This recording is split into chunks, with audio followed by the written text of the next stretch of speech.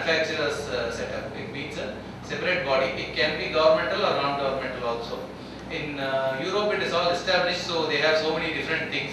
But here even the regulation is not still ready yet, so we are not culturally oriented to this kinds of guides. So basically they do not play a key operation role, but they oversee the overall performance of the medical device safety system, just to ensure that the system is running properly. Because the regulator is also part of the system. So who monitors the system? These are more like consumer forums, or you can relate them to those kind of things. And what they do is they assess the vigilance procedures, audit the implementation of the vigilance procedures, and ensure the FSCS are correctly done. Next slide. Assessment of the impact of vigilance issues on the certification. First, there are certain certifications for each and every equipment which you know better, and these notified bodies, they take the responsibility of ensuring that this certification is valid and has been correctly given, and lies with the national competent authority, that is the regulator if required. So these are based on specific cases, and investigations audits based on a request from the national competent authority. So if the competent authority requests this notified body to do an audit of the system, that will be done by them. So in India, if you want to say a notifiable body, you can say, though they are not doing it now, something like ICMR, Indian Council of Medical Research, or those kind of things can be. They are not regulators, but they are organizations which would kind of audit the whole system. So that is what we mean by a notified body. Still, it is not happening in India, so therefore I am not able to give you a concrete example on how and where it is followed in this country. So further guidance is provided by notified bodies operation group documents, which you can Google and find out. This is all European stuff. Next slide. Okay, now coming to the responsibility of users. So ultimately it is all the users who are going to be benefited, or who are at risk because of any device. So as such, yesterday's speaker was mentioning that the possibility of getting injured by just going to a hospital is 1 in 300. So that was very interesting, and it is something which we should remember. Just a bystander going to a hospital also has that 1 in 300 possibility. So we should imagine what is the risk a person with the attached to a device has. So we should always remember it is the user's responsibility that is primary, because as I told you previously, indirect harm is almost entirely because of the user's mistakes.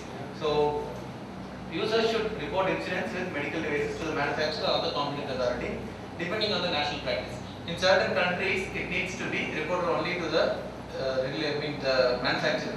The manufacturer will have a system in place, and if the manufacturer in turn does not report it to the government, it should be severely dealt with. So that kind of system is there in certain countries. In certain countries, you have a system wherein you will report only to the regulator, that is the government, and they will in turn liaise with the company.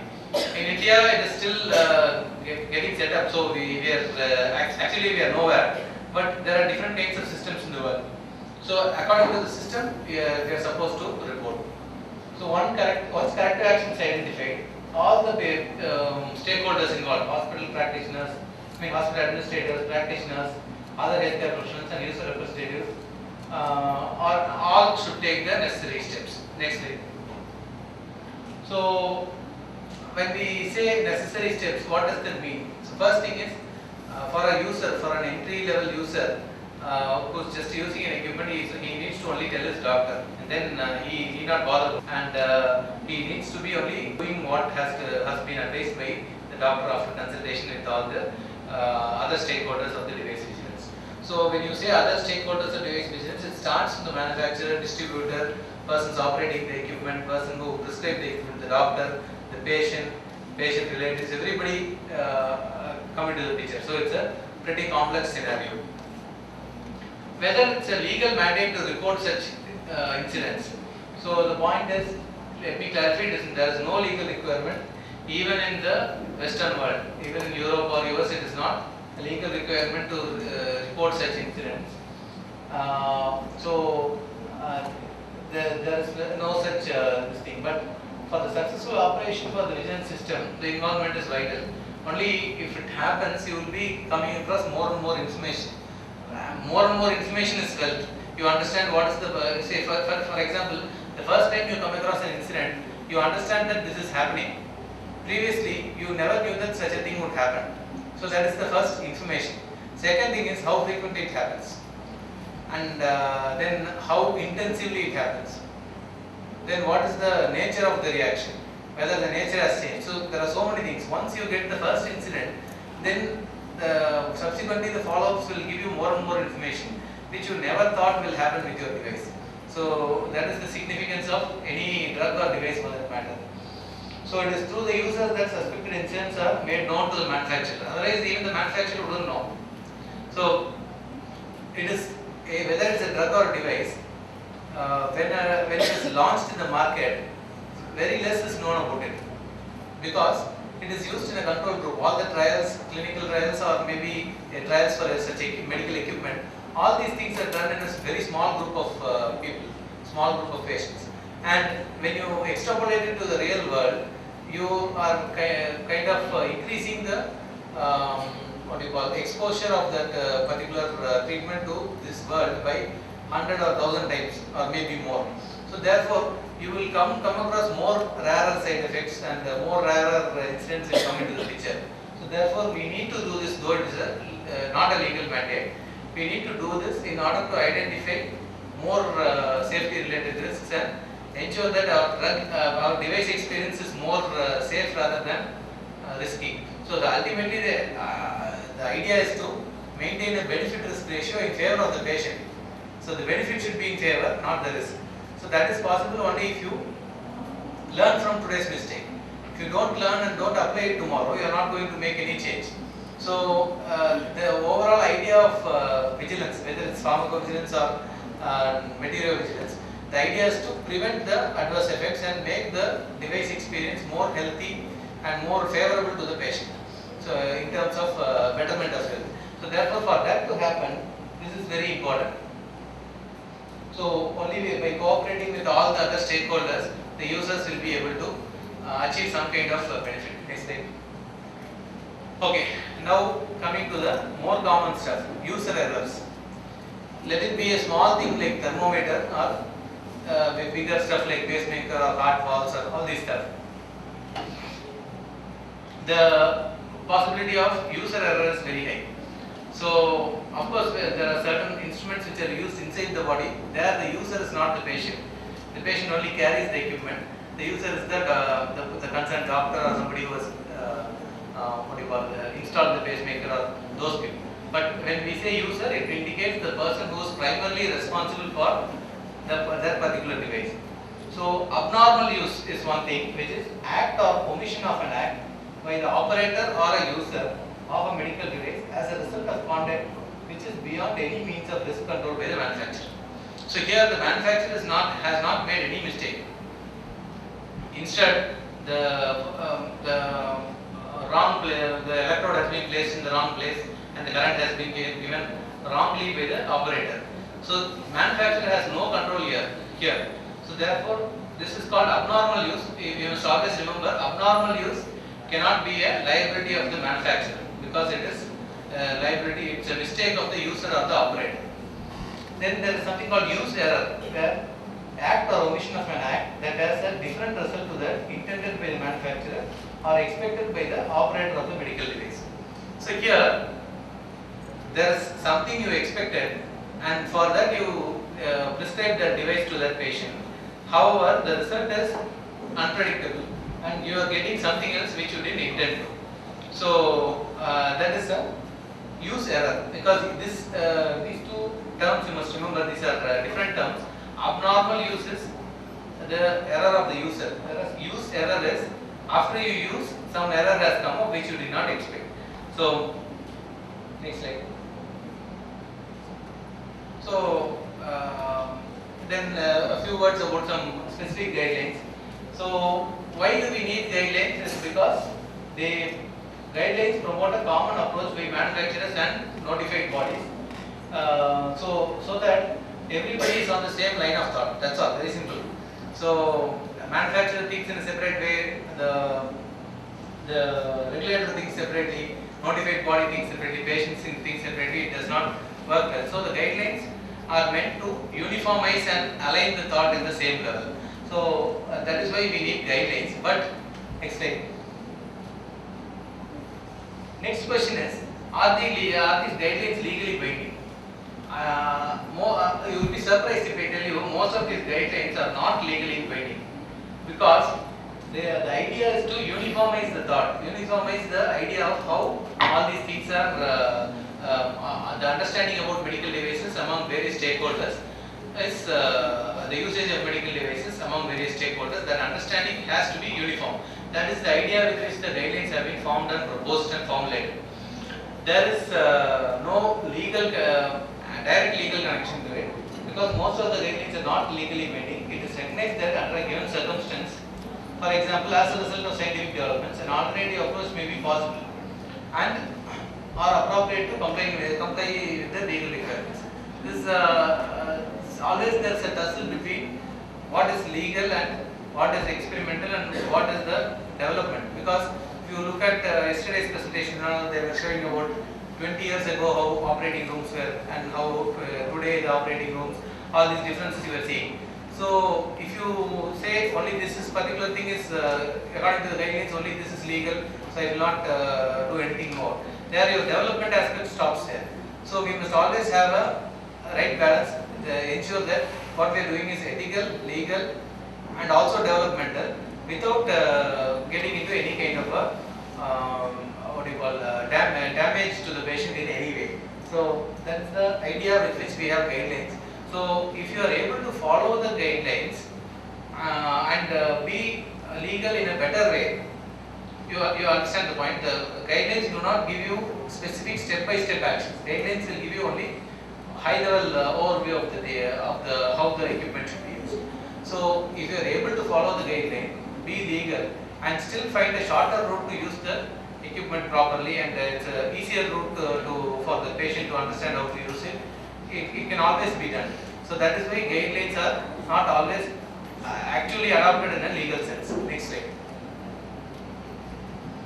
So, and coming to classification, from a regulatory perspective, this classification I don't know how many of you would have come across, because this is not from a hardware or software, from your, it's not a biomedical perspective, from a regulatory perspective. The US FDA will classify it in a separate way, the European Regulatory Authority will classify it separately. So this kind of classifications, generally how it is classified among various regulatory agencies is, number one, based on the risk associated with the medical device. So again we will go to an example of a pacemaker. The risk associated is obviously high, because something wrong with it can result in endangering the life, whereas it is very low for a thermometer. Next, manufacturer's intended purpose for the device. So next, what did the manufacturer think when he manufactured the device? Whether it can be, obviously it can be, certain devices can be used for different purposes also. But what was the manufacturer's original idea? What was the point with which he, what was the indication for which the manufacturer, the device was manufactured? And third thing is the device indications for use. Which kind of patients to use, where to use, where not to use. So these are the basic ideas with which we classify the devices, the rationale for classifying the devices. This is not the classification itself, it's a rationale for classification. Next slide. So based on this, I will just show you the MHRA classification. MHRA is the Medicines and Healthcare Regulatory Agency of United Kingdom. So though the European Union follows a common European system, still for every country there is a separate system, where the UK, it is equivalent to US FDA for US and Drug Controller General of India for India. So MHRA is the UK agency. UK agency classifies class 1 as low risk. Something as simple as dressings also come under medical devices. It is very strange. So it's just even dressings they call it as a medical device. So that is classified as low risk. And class 2A is low to medium risk, which is an X-ray film and those stuff. 2B is a medium to high risk, where it has blood bags, contact lens care products and those stuff.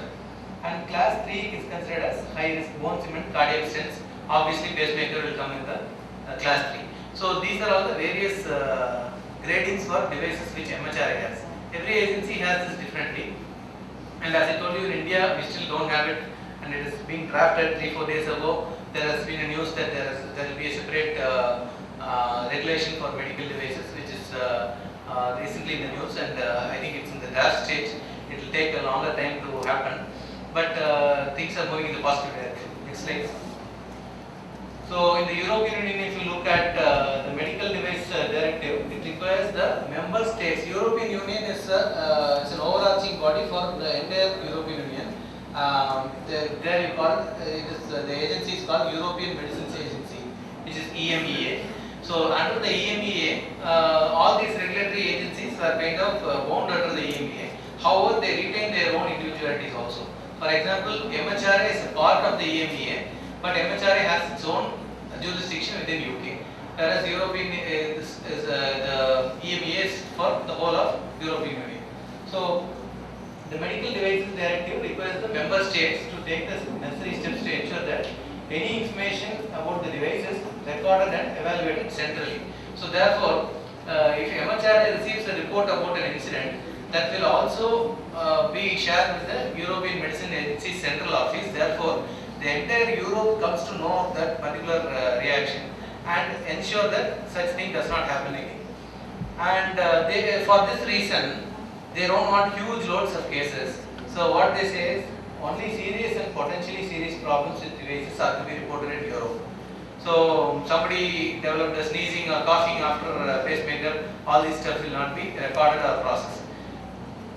Then European Vigilance Guidelines are for global reporting of incidents, no matter in which country they have happened. So you must remember, they will disseminate the information within all the European member states, within all the regulatory agencies in Europe, but they will receive information from any corner of the world.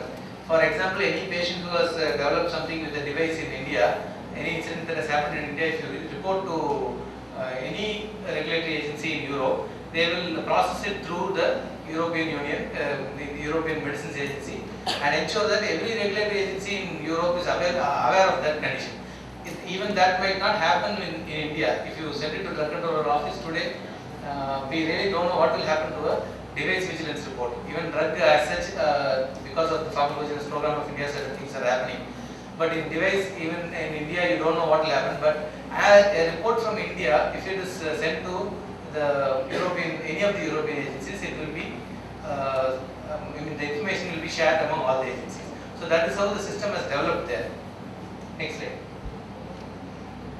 So US FDA, on the other hand, if you look at how it classifies so class 1, 2 and 3, and this is similar to low risk, medium risk and high risk, as we saw in the WHO. So here, anybody who manufactures, anybody who imports, anybody who uses, anybody who uses a medical device, anybody who has user facilities, distributors, health professionals, everybody can report. That is the case in USA. Under the US FDA, you have a separate device segment where they receive this information. So the reporting period is 30 calendar days, and immediate action expected will happen within 5 working days. So this is the overall scenario in US FDA. Serious injury and malfunctions are given the primary importance. Next slide. And death and serious injury in the user facility will be 10 working days. So this you can Google and read up. This is more for information. I know it's going to be too much for you if I give you more and more detail. Next slide. And TGA is the